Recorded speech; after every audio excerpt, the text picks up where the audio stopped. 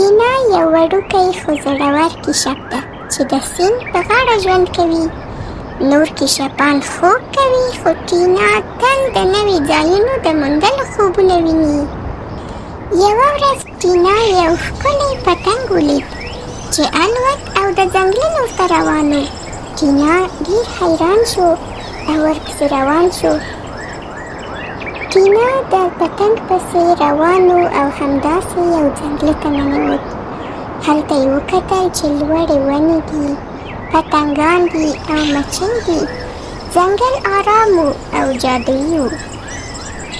ټینا چې په ځنګله کې شاوخوا ته وکتل نو ناڅاپه پوه شو چې ده لاره ورکه کړې، خو زړه یې لا هم ډاډه و.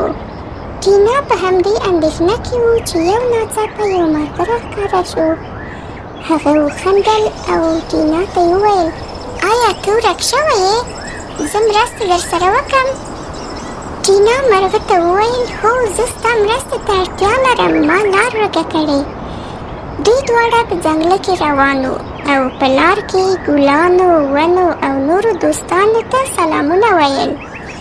ټینا او مرغه همداسې ځنګله کې روان وو چې یو ناڅاپه بوم ته مخامخ شول. بوم ټینا ته وویل: آیا تا لار ورکه کړې ده؟ ټینا ورته وویل: هو، ما لار ورکه کړې او دا مرغه زما سره مرسته کوي. بوم ټینا ته لارښوونې وکړې او ورته یې وویل: ته باید له خپل فکر نه کار واخلې، نو هرومرو به خپل کور ته ورسېږې. ټینا د خپلو ملګرو سره ځنګل کې روان و چې یو ناڅاپه یو خوږ غږ لرونکې مرغۍ راغله او هغې په سندرې ویلو پیل وکړ او سفر نور هم خوندور شو. د دې سفر په ځنګله کې همداسې روان و چې ټینا یو ناڅاپه ولید چې د سیند غاړه راښکاره شوه. هغه ډېر خوشحال شو او په منډه منډه د سیند غاړې ته روان شو.